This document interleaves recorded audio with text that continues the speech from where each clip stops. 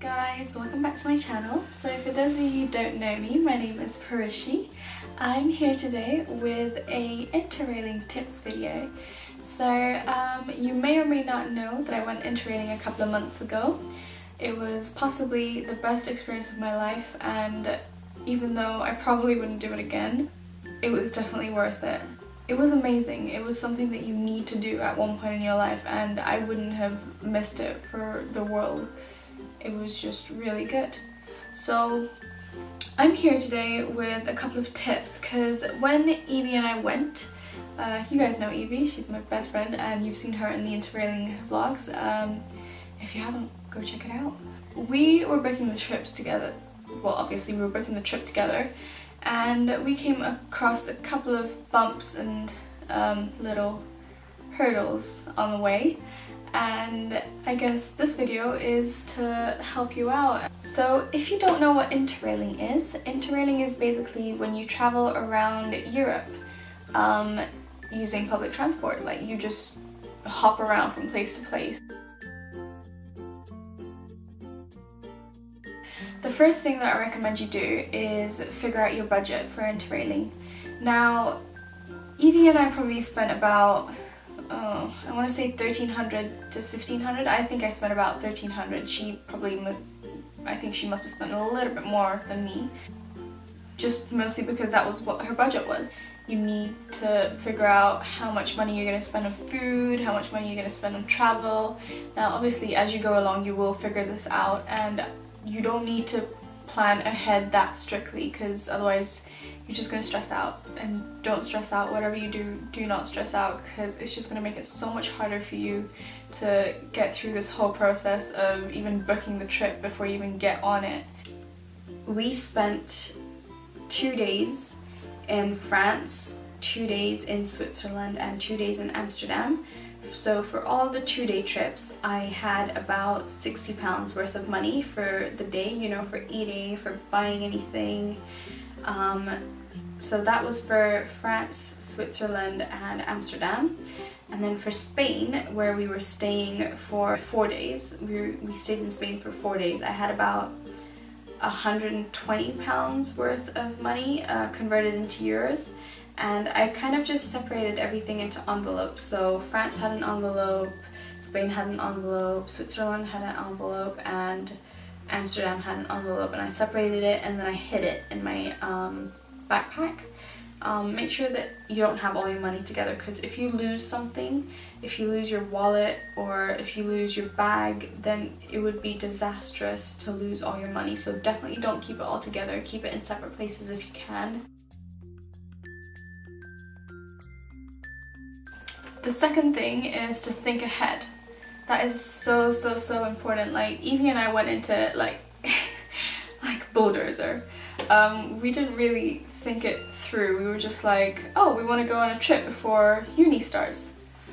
Let's book it now. First things first, I think figure out if you need a Interrail or Eurail pass. An Interrail pass is for European citizens and people that live in Europe. A Eurail pass is for non-European residents, so that's if you're Australian, American, Indian, Kenyan, African. If you're not from Europe, you probably want to get a Eurail pass. Now, I don't have a lot of information on Euro passes, but I will try and find a link and pop it down in the description box. And if I can, for the Interrail passes, I'll put it up on the screen somewhere down here. And if I can't, then it will be in the description box for sure. Next thing to do is to figure out what kind of pass you want. So there's a couple of different types of passes.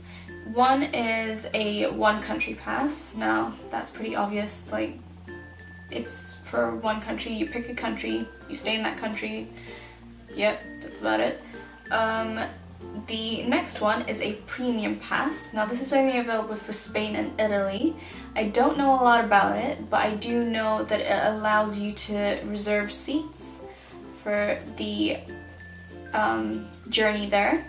The next kind of pass is a global pass. Now, this is what Evie and I got, so I have a fair bit of information on it. Now, this allows you to travel in up to 30 countries in Europe.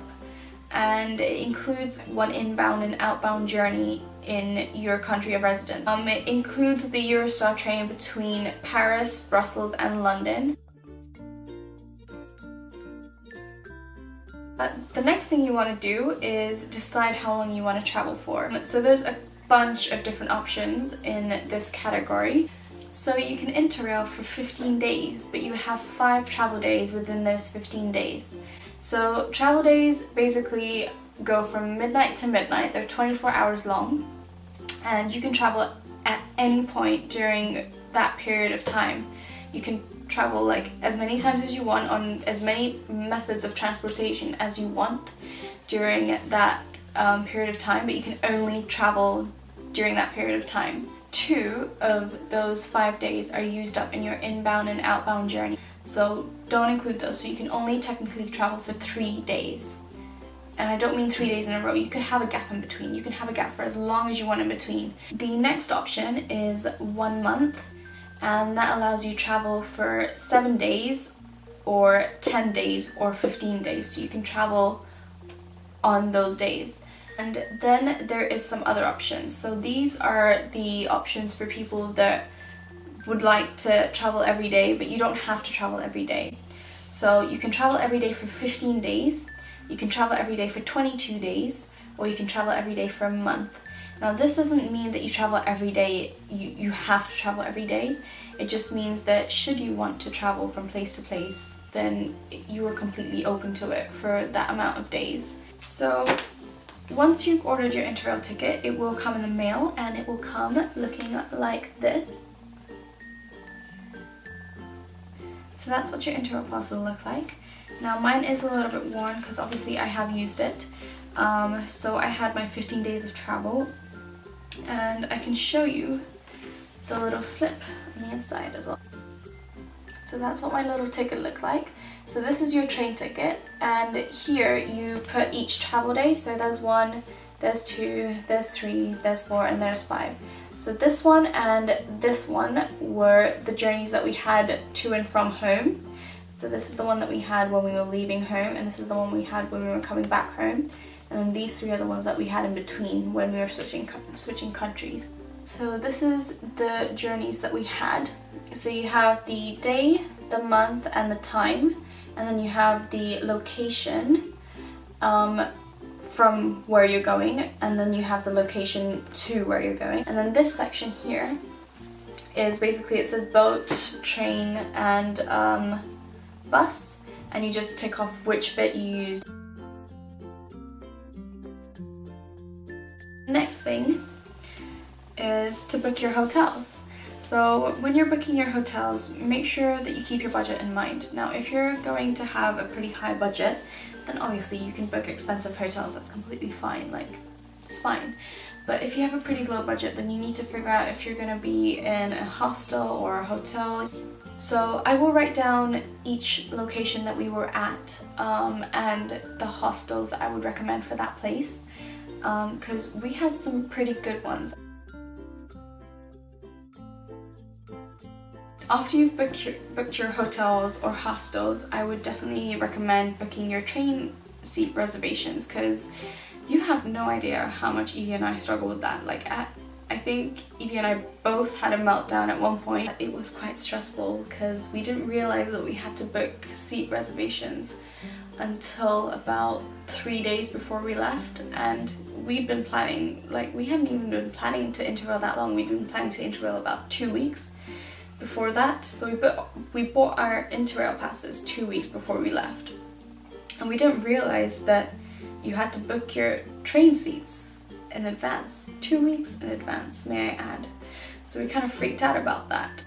Book your train seats, please, as soon as possible to just save yourself some stress, because it's just not worth it. I mean, they're just train seats in the end, but all hope is not lost. So if you do end up finding yourself not having booked the train seats well in advance, and you have like a couple of days to spare and you just haven't booked them, then it's not all lost.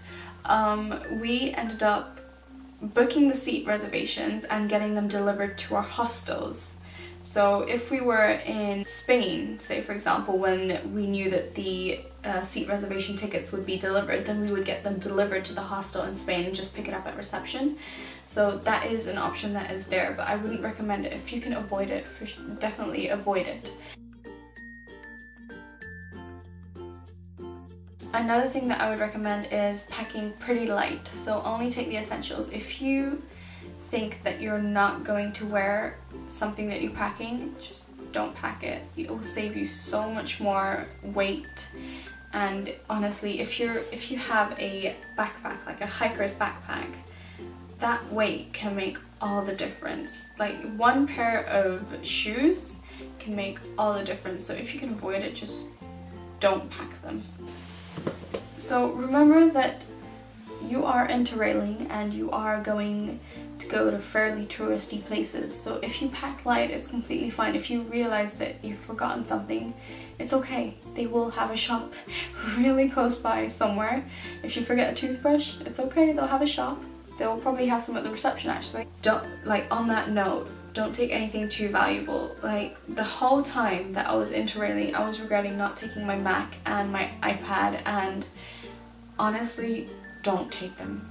It's just not worth it. If you lose it, it's thousands of pounds gone down the drain. Like you cannot risk that. Plan your trip out. Like make sure you plan out all these fun activities, like going to the beach. If you're going to a hot country, make sure that you spend at least a couple of days at the beach.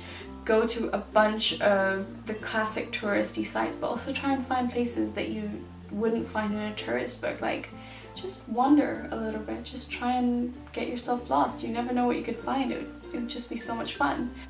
Just keep an open mind. Just go with an open mind and you'd be surprised what you do. Try all the foods. Just do it.